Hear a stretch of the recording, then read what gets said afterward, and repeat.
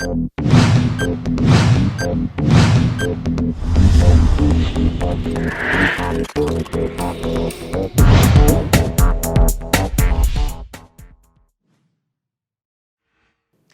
meus amigos, continuando as nossas dicas de direito do consumidor, a gente vai agora resolver a segunda questão da última prova do 21º exame de ordem sobre direito do consumidor. Uma questão tranquilíssima de se resolver, de um dos assuntos mais recorrentes na prática das relações de consumo, que é o uso do cartão de crédito, a oferta do cartão de crédito e assim sucessivamente. Se tem uma coisa que o consumidor usa hoje em dia, é o cartão de crédito. Então a gente vai conhecer essa questão que vai dizendo assim, vamos lá? Questão 47 diz: o Banco X enviou um cartão de crédito para Jeremias com limite de R$ 10.000 para uso em território nacional e no exterior, incluindo seguro de vida e acidentes pessoais, bem como seguro contra roubo e furto no importe de R$ 5 na fatura mensal, não é isso? Além da anuidade, olha que belezinha, ganha de presente, né? Além da anuidade de R$ 400 parcelada em 5 vezes. Aqui a gente já vê, aliás, a gente ainda não vê, né? Deixa eu ver. O Banco X enviou um cartão de crédito para Jeremias com limite de R$ 10.000. Ele pediu? Porque se ele não tiver pedido, aqui, à luz do artigo 39, inciso 3 do Código de Defesa do Consumidor, a gente já vê uma prática. Perdoem a letra, essa caneta nunca me ajuda. Uma prática abusiva. Diz o artigo 39, inciso 3, vou ler para você. Ele diz: é vedado ao fornecedor de produtos ou serviços, dentre outras práticas abusivas, enviar ou entregar ao consumidor, sem solicitação prévia, qualquer produto ou fornecer qualquer serviço. Ainda tem um outro detalhe, porque está dizendo aqui que tem uma anuidade para pagar, não é? Se fosse qualquer outro produto, vamos pensar, mandou para você uma revista, mandou um jornal, mandou um cosmético, vai dizer o artigo 39 em seu parágrafo único que os serviços prestados e os produtos remetidos ou entregues ao consumidor, nessa hipótese prevista no inciso 3, que é sem solicitação prévia, equiparam-se às amostras grátis, inexistindo obrigação de pagamento. Então, essa anuidade também já seria aqui um problema. Mas, pela questão aqui, inicialmente, a gente não consegue identificar se foi sem solicitação. Está dizendo que o banco enviou, mas não disse sem solicitação prévia. Pode ser que ele tenha pedido. Vamos avançar para identificar outros detalhes da questão. Aí diz assim, continua lá. Jeremias recebeu a correspondência contendo um cartão bloqueado, o contrato e o informativo de benefícios e ônus. Ocorre que Jeremias não é cliente do Banco X e sequer solicitou o cartão de crédito. Agora aqui ficou claro para nós que é uma prática abusiva. Mais do que isso, eu quero que você tenha, até porque ele já está dizendo aqui, o conhecimento da súmula 532 do STJ. Olha só, diz assim, continua lendo a questão. Ele diz: ocorre que Jeremias não é cliente do Banco X e sequer solicitou o cartão de crédito. Sobre a conduta da instituição bancária, considerando a situação narrada e o entendimento do STJ expresso em súmula, assinale a afirmativa correta. O que diz a súmula 532 do STJ? Constitui prática comercial abusiva o envio de cartão de crédito sem prévia e expressa solicitação do consumidor, configurando-se ato ilícito, indenizável e sujeito à aplicação de multa administrativa.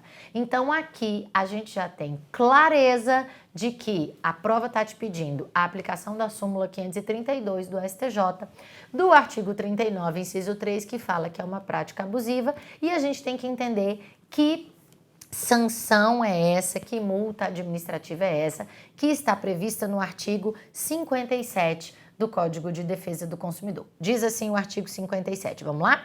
A pena de multa, graduada de acordo com a gravidade da infração, a vantagem auferida e a condição econômica do fornecedor, será aplicada mediante procedimento administrativo, revertendo para o fundo de que trata a Lei 7347, de 24 de julho de 85, que é a Lei da Ação Civil Pública, os valores cabíveis à União ou para os fundos estaduais ou municipais de proteção ao consumidor nos demais casos. Essa multa, continua o artigo 57 do CDC a dizer, que será em montante não inferior a 200 e não superior a 3 milhões de vezes o valor da unidade fiscal de referência, ou seja, ao FIR, ou o índice equivalente que venha a substituí-lo. Só para que você saiba, esse fundo está previsto no artigo 13 da Lei 7347 de 85, que é exatamente o fundo tratado aqui na ação civil pública. Diz assim: havendo condenação em dinheiro, por exemplo, esse banco vai ser condenado a pagar aí essa multa administrativa, não é a indenização ao consumidor, é a multa. E aí está dizendo, havendo condenação em dinheiro, a indenização pelo dano causado reverterá a um fundo gerido por um conselho federal ou conselhos estaduais, de que participarão necessariamente o Ministério Público e representantes da comunidade, sendo seus recursos destinados à reconstituição dos bens lesados. Enquanto o fundo não for regulamentado, o dinheiro ficará depositado em estabelecimento oficial de crédito em conta com atualização, com correção monetária. Então, a gente está vendo aqui que esse banco deveria ser multado por essa prática de envio de cartão de crédito sem solicitação prévia e expressa, em desacordo ao artigo 39, inciso 3 e especialmente a súmula 532 do STJ. Dica importante, nem sempre o STJ vai colocar isso de maneira tão favorável assim ao consumidor. Cuidado quando o STJ sumula com relação a bancos. Por quê? Por exemplo, as cláusulas abusivas dos contratos bancários não são conhecidas de ofício. As cláusulas nulas não são conhecidas de ofício. Assim diz o STJ. Precisa de uma solicitação do consumidor. Muito cuidado com isso, tá bom? Aí vamos lá. Vamos para a questão, vamos ver como é que a gente responderia e responderia bem. Essa questão 47, ela não é difícil para nós, não. Diz assim, letra A. Foi abusiva. Foi abusiva? Foi. Sujeitando-se à aplicação de multa administrativa que não se destina ao consumidor. Mas não há ilícito civil indenizável, tratando-se de mero aborrecimento, sob pena de se permitir o enriquecimento ilícito de Jeremias. Enriquecimento ilícito em que aspecto?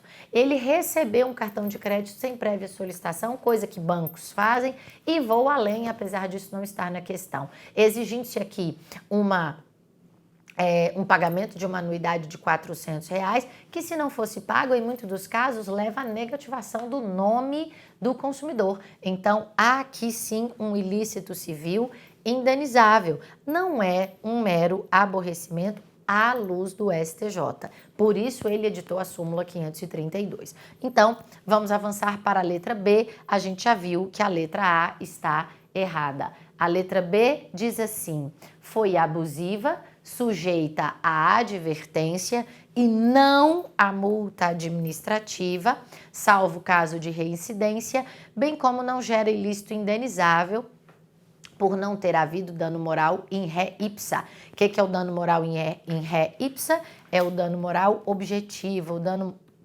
moral intrínseco à prática abusiva. E aí diz assim, salvo se houvesse extravio do cartão antes de ser entregue a Jeremias. Se tivesse havido extravio do cartão, isso nada tem a ver com Jeremias. Isso é problema da administradora do cartão de crédito. Continua a letra C dizendo: foi abusiva e constitui ilícito indenizável em favor de Jeremias, mesmo sem prejuízo comprovado, em razão da configuração de dano moral in ré ipsa, na hipótese que pode ser cumulada com a aplicação de multa administrativa que não será fixada em favor do consumidor. Perfeito! É essa aqui, súmula 532 do STJ, que fala que constitui um ilícito indenizável e ainda fala da multa essa que vem prevista, multa administrativa, prevista no artigo 57 do CDC.